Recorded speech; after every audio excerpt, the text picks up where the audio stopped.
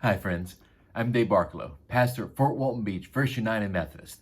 Welcome to the Pastor's Study, our daily devotional to help us focus our mind on the things of God.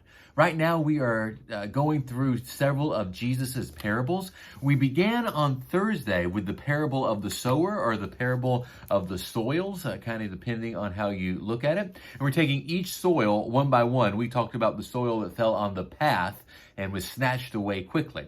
And today we're going to look at the second type of soil that Jesus talks about. I'm not going to reread the whole parable and explanation, but just the two sections about the soil, first from the parable and then from Jesus' explanation of the parable. So this is Matthew 13, 5 and 6, and then Matthew 13, 20 through 21. Some fell on rocky places where it did not have much soil. It sprang up quickly, because the soil was shallow. But when the sun came up, the plants were scorched, and they withered because they had no root. Jesus' explanation: the seed falling on rocky ground refers to someone who hears the word and at once receives it with joy. But since they have no root, they last only a short time. When trouble or persecution comes because of the word, they quickly fall away. Here Jesus is talking about the kind of short-term enthusiasm that some people greet the good news with. That they hear it, they get excited about it, they're on fire is a word that we use often. Maybe it's a youth who has come back from a summer camp, or an adult who's gone to an Emmaus walk, and it's that short-term enthusiasm. And our prayer as Christians is that short-term enthusiasm takes hold and those roots grow deep. But sometimes we know that that's not the case, that short-term enthusiasm runs out. Dr. Callis, in his book, Parables from the Backside, identifies a couple of reasons for this. He says here that sometimes it's the very nature of our churches that can do this. People enter the fellowship of the church with high expectations, as they ought, and find that after a short period of warm welcome, they are left much to themselves, or are even made to feel that it will be a while before they'll belong to the inner circle of the congregation.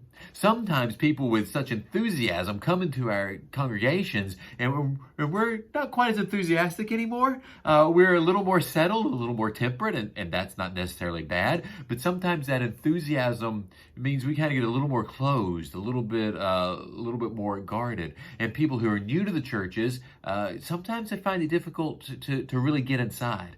Often I say churches' front doors are wide open. You can come in, you can get to know people, warm and friendly, but how are those middle doors? How are people able to get into real involvement, become good friends with other people, really get involved in the life of the congregation in meaningful ways?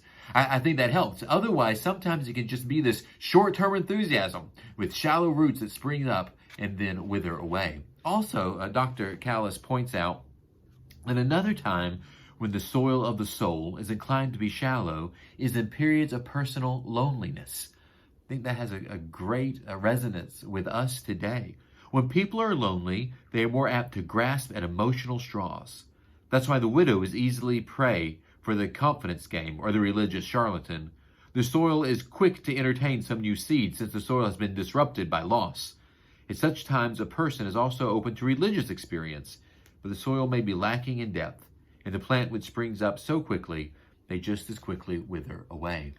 For us during this time, as we have gone through such a disruption and such periods of loneliness for so many folks, it can be as we get back into things and we want to jump back in, that enthusiasm can be there, but is it long lasting?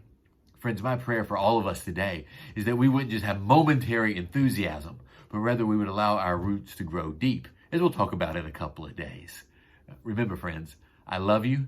Take care of yourselves and shine the light of Christ.